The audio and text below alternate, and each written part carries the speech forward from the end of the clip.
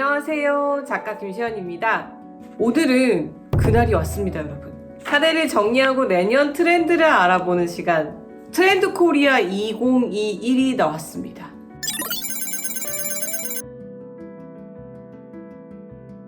(2020년은) 코로나로 벌써 다 간 것 같은 느낌이 들죠.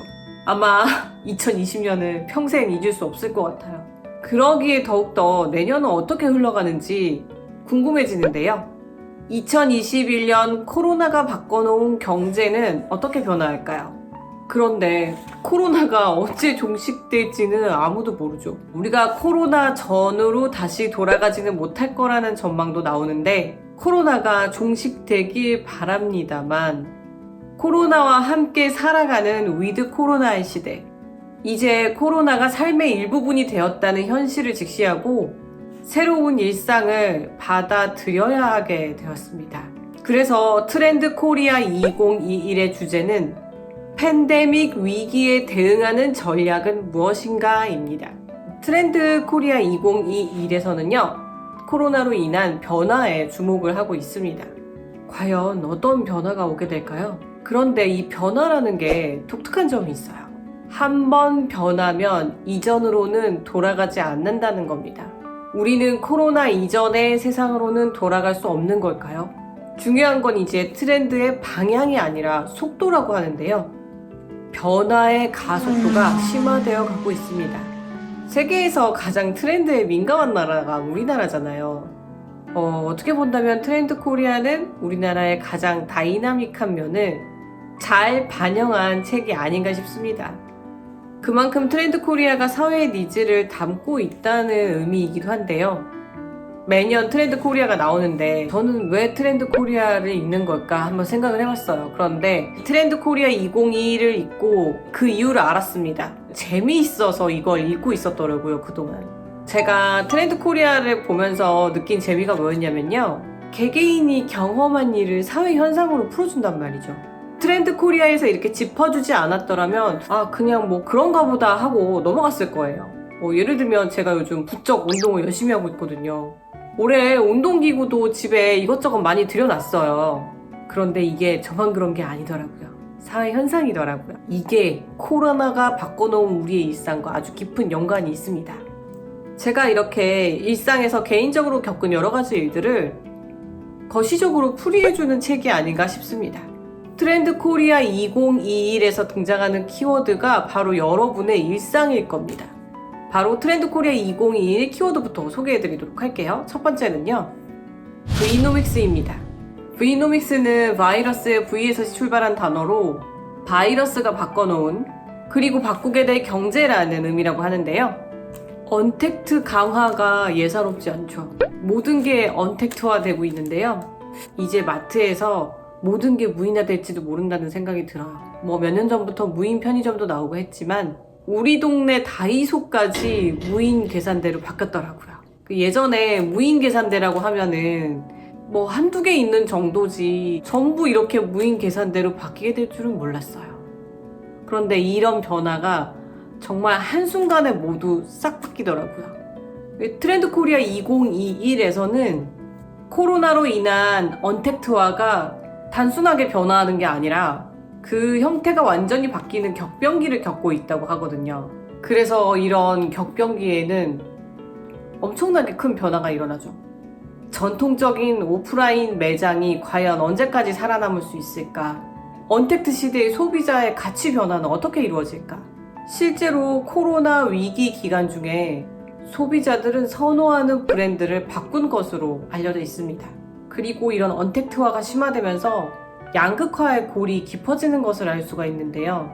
코로나19로 일용직이나 임시직 등 저소득층 일자리가 줄면서 이들의 근로소득이 줄어든 반면에 여유 자산을 가진 사람들은 시장에 유동성이 넘치는 상황에서 자산 가치가 늘어나고 있죠.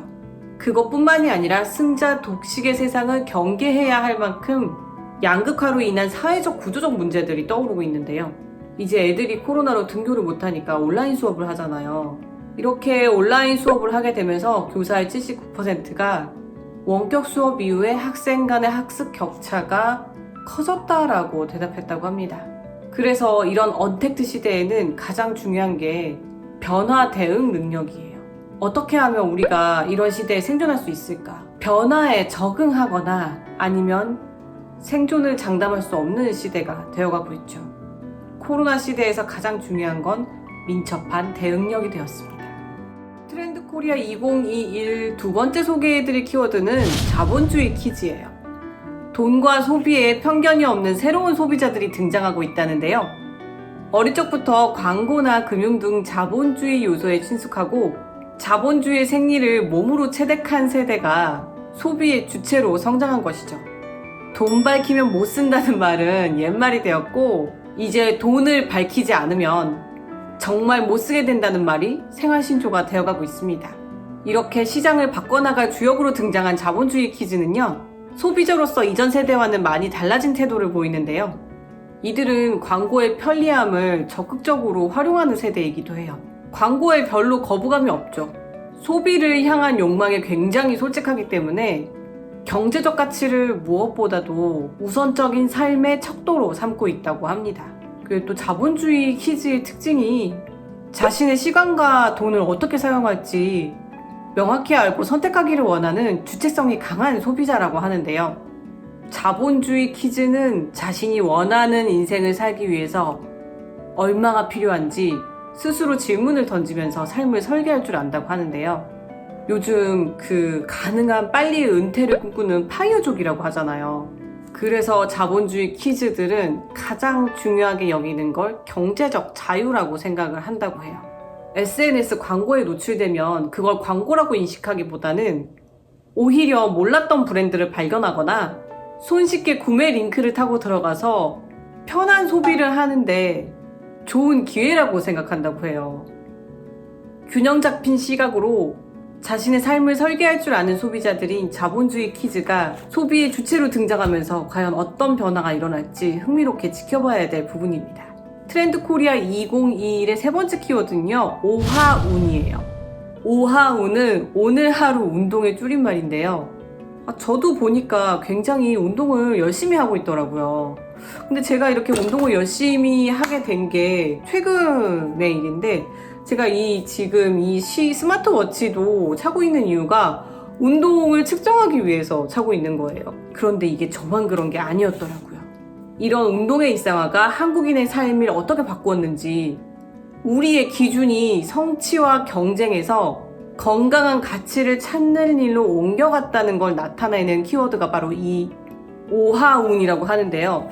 여러분들도 요즘 운동 많이 하시죠? 가볍게 소소하게 다들 운동을 하고 계시더라고요. 이렇게 이제 운동이 라이프 스타일의 중심이구나. 그래서 우리가 제일 변한 게 그거 같아요. 레깅스 패션이 예전엔 약간 민망하게 생각을 했거든요, 레깅스를. 그런데 레깅스가 거의 생활복에 가까워지고 있고, 그만큼 사람들이 운동에 이렇게 관심이 많다는 걸 나타내주고 있는 것 같은데, 요즘 밀레니얼 세대에게는 운동이 일상이고 여가고 취미이자 특기라고까지 하네요. 그래서 이런 스마트워치로 기록을 인증하는 것도 필수입니다. 그래서 이 운동 관련 플랫폼과 운동 관련 기기들도 엄청나게 성장을 했는데요. 요즘 이런 스마트 밴드, 스마트워치들도 굉장히 여러 가지 종류가 나왔고 가격도 굉장히 저렴해졌고, 그리고 이제 운동을 생각하면 따로 시간을 내서 심각하게 하는 운동이 아니라 그냥 일상 속에서 운동이 스며든 것 같아요. 그리고 요즘은 이런 운동기구들이 너무 잘 나와서 이런 밴드로 그냥 가볍게 할 수 있는 운동들도 굉장히 많거든요. 그리고 내가 몸을 움직이면 성취감이 있거든요. 그런 작은 성취감들을 이제 사람들이 소중하게 생각하는구나. 그리고 트렌드 코리아 2021에서 운동하고 연계해서 명상에 대해서도 많이 다루고 있어요. 명상과 운동의 관계, 또 여러분들이 이 책을 읽으면서 같이 생각해 보셨으면 좋겠어요. 트렌드 코리아 2021에서 나온 키워드 세 번째는 레이블링 게임이에요. 이 레이블링 게임이라는 의미는 자기 정체성을 찾는 과정이라고 해요. 스스로 이제 자기를 규정하는 딱지를 붙인다는 의미인데, 그런데 이 자기 정체성을 찾는다는 게 쉽지는 않잖아요. 시간도 오래 걸리는 일인데, 이런 정체성의 불확실성을 사람들이 많이 해소를 하려고 하고, 어떤 특정 유형으로 자기를 정의하려고 하는 그런 일련의 노력들을 레이블링 게임이라고 하는데요. 대표적인 게 그 MBTI 테스트 있죠. 저도 MBTI 테스트를 해봤는데 저는 ENTP가 나왔어요. 그런 맞는 것 같아요. MBTI가 16가지 종류잖아요. 그런데 어쩜 그렇게 찰떡같이 저랑 맞는 타입이 나왔는지 여러분의 MBTI 타입은 어떤 것인지 궁금한데요. 잘 맞나요? 저는 깜짝 놀랄 정도로 너무 잘 맞아서 다시 해봤어요, MBTI 테스트를. 그런데도 똑같은 게 계속 나오는 거예요. 그래서 이거는 좀 굉장히 신뢰가 간다. 재미있는 테스트였어요. 이게 자기 정체성 찾기 놀이로 진화한다고 이 책에서 나오고 있는데 요즘 유튜브 콘텐츠에서 MBTI 콘텐츠가 굉장히 많이 눈에 띄더라고요. 그만큼 사람들이 나를 정의해줄 수 있는 뭔가를 찾고 있구나라는 생각이 들었어요. 그러니까 레이블링이라는 거는 타자의 시선으로 자신을 유형화하는 거잖아요. 이 유형화를 게임처럼 즐긴다는 이야기거든요. 그래서 이제 자아 찾기도 놀이처럼 게임처럼 하는구나. 이건 굉장히 어떻게 보면은 긍정적인 현상 같기도 합니다. 자신을 개량화하고 비유하고 그걸 공유하고 확인을 받는 거예요. 그러면서 자신을 이렇게 레이블링 하는 걸 또 자본주의 사회니까 소비로 표현을 하게 되죠. 그래서 이제 사람들은 상품의 기능만을 소비하지 않고 그 상품의 의미를 소비하게 되었어요. 그래도 MBTI 테스트가 좋은 게 뭐냐면 16가지 종류나 있잖아요. 그래도 사람들은 무슨 3-4가지 종류에 집어넣는 게 아니라 그래서 이 레이블링 게임이 자신의 내면을 궁금해하는 현대인의 자발적인 행동이기 때문에 또 기업이 이런 거를 놓칠 리가 없죠. 그래서 이 레이블링 게임은 앞으로도 발전 가능성이 저는 무궁무진하다고 봐요. 트렌드 코리아 2021에서 소개하는 키워드 4번째는요. 롤코 라이프입니다. 이 유행이 롤러코스터처럼 내려갔다 올라갔다 한다고 이런 라이프 스타일을 롤러코스터 라이프라고 합니다. 줄여서 롤코 라이프라고 하는데요. 롤코 라이프의 등장은 참여를 중시하고 일상에서 재미를 찾는 Z세대의 정체성과 흐름을 같이 합니다. 그래서 유행이 이렇게 롤러코스터처럼 오르락내리락 너무 빨리 하니까 기업들도 오랫동안 공들여서 뭘 발표하는 게 아니라요. 미완성이라도 끊임없이 치고 빠지는 쇼케팅이 필요해진 시대라고 하는데요. 정말 롤러코스터처럼 유행이 반짝하고 사라지잖아요. 그러니까 이 시대는 뭘 장인정신을 발휘해서 완벽을 추구해서 몇 년을 준비했어요 이런 거보다는 그냥 지금의 상황에 맞춰서 하고 싶은 걸 빨리빨리 내놓고 인기가 식으면 그냥 끝내버리고 또 시작하고 이런 시대란 말이에요. 그래서 롤코 라이프의 특징은 실패에 관대하다는 겁니다. 실패하지 않기 위해서 나는 굉장히 완벽을 추구하기 위해서 오랜 기간 준비했어. 이것보다는 세상이 변화를 예측할 수 없고 너무 유행 주기가 빠르기 때문에 그냥 실패하고 또 시작하고 넘어지면 또 시작하면 되고 실패도 그냥 한 과정으로 받아들이는 즐기는 삶으로 진화했다는 점이 저는 정말 흥미로웠어요. 이 롤코 라이프의 핵심은 자발적 참여와 강력한 재미 그리고 짧은 생명입니다. 롤코 라이프의 특징이 뭐냐면 정말 자발적으로 한다는 거예요. 사람들이 억지로 하지 않고 재미를 자발적으로 찾는 거죠. 대표적으로 1일 1강 하셨나요? 저는 1일 3강까지도 했는데 깡이 왜 떠냐면 그게 뮤직비디오가 재밌어서 뜬 게 아니에요. 댓글이 재밌어서 뜬 겁니다. 그 깡 영상 댓글을 보면 이제 몇 시간이고 웃을 수가 있어요. 그런데 이 깡이 갑자기 사라졌어요. 요즘에는 1일 1강 하지 않습니다. 이게 바로 롤코 라이프의 특징인 것 같아요. 그리고 롤코 라이프의 특징이 굉장히 쿨하다는 겁니다. 일찍 끝내고 그 자리를 빨리 떠야 돼요. 다시 다른 재미를 추구하는 거죠. 그런데 이 빠른 게 나쁜 것만은 아닌 것 같아요. 그만큼 여러 가지 시도를 해볼 수 있는 기회가 많다는 얘기고 또 망하면 어때요? 새로 시작하면 되는 거죠. 트렌드 코리아 2021에서 소개해드릴 5번째 키워드는요. 휴먼 터치입니다. 이게 사람들이 이제 안 만나잖아요. 마스크 안 하고 이렇게 했다가는 사람 이상한 따가운 시선을 받고 그러니까 인간 소외 현상이 벌어지는 거예요. 그래서 본질적으로 사람들이 되게 외로워지게 됐죠. 역설적으로 사람의 손길이 더 필요한 시대가 아닌가 합니다. 이렇게 코로나19 사태가 우리로 하여금 기본에 대해서 묻고 있는데요. 첨단 기술의 궁극적인 지향점이 인간 중심의 휴먼 터치가 될 거라고 하는데요. 우리가 그런 걱정은 다들 갖고 있잖아요. 내 직업을 AI에게 뺏기지 않을까? 그런데 AI에게 없는 능력이 하나 있어요. 바로 인간적인 공감 능력이에요. 그래서 언택트 시대에 오히려 사람들은 인간적인 소통을 하고 싶어 하거든요.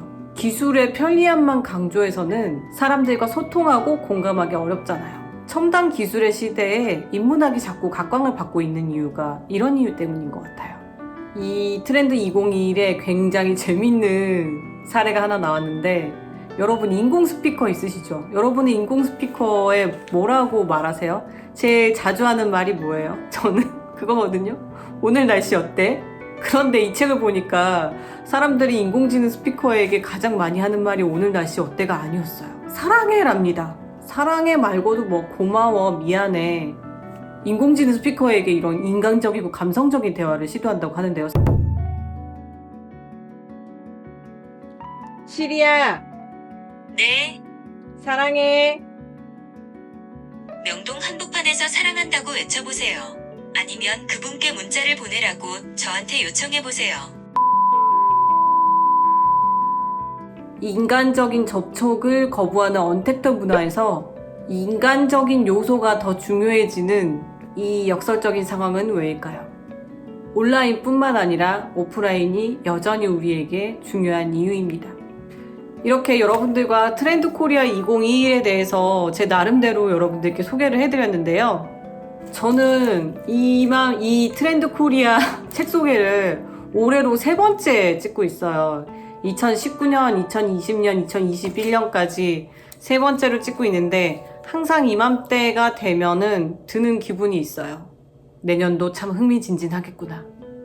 코로나 시국으로 뭐 혼란하고 마음이 얼어붙어 있고 위축돼 있을지도 모르겠지만, 이렇게 트렌드 코리아 2021처럼 코로나 시국을 좀 명확하게 정의해주는 책을 읽으면서 우리가 변화를 어떻게 받아들여야 되는지, 앞으로 어떤 세상이 펼쳐질지 미리 알아보는 시간도 굉장히 의미 있을 것 같습니다. 그럼 저는 다음에도 좋은 책 소개로 돌아올게요. 구독, 좋아요, 알림 설정은 제가 영상을 만드는데 큰 도움이 됩니다. 다음 영상에서 만나요. 안녕.